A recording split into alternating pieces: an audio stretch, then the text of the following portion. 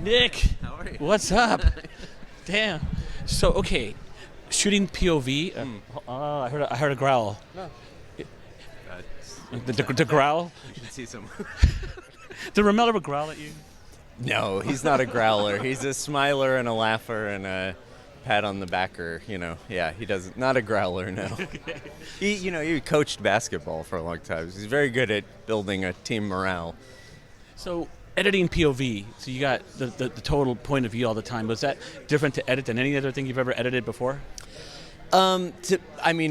The fact that it really lived in that what RaMell would call like a sentient camera perspective, where you're really supposed to feel like that you're experiencing what the character is experiencing on all levels, not just visually. So that was very different to live in that. There are moments in lots of different types of films where you dip into that feeling. Maybe you get really subjective with music, or with a first-person POV shot is not unusual, but to live in that, and then to have these other tools we use with archival footage and fairly unconventional film music and sound design to really explore it felt like often you get to use like one gear of subjectivity, and the rest of the time you're sort of looking at people and at maybe in a more objective way.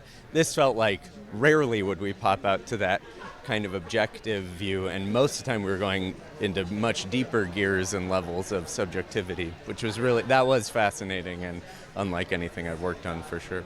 He called it like using another organ.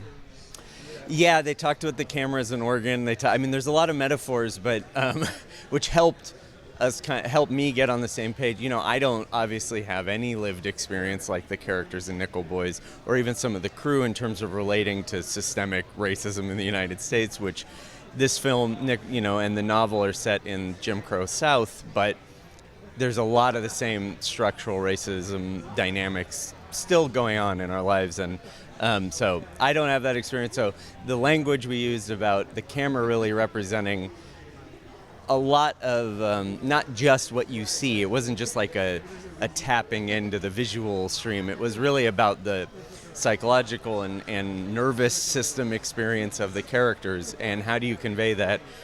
They did, the actors, cinematographers, they did an incredible job at getting that into the image. But then once we had all the images, we were like, okay, now how does this work kind of in time, and with all the texture of sound and music and all of that. And that was sort of the fun and the challenge of the edit, was not to break those threads that they really wove very well, in the performance and the look of it, but to sort of keep the issues in the film, the real history of the Dozier School, what happened to those boys, Coulson's story, the actor's performance, really keep it vital, meant, we couldn't just go by a paint by numbers from this is how we thought we'd shoot it, this is the order you cut it in. We had to keep re-examining it and stepping back, and I think hopefully it shows that it was sort of how much critical attention we paid to the edit.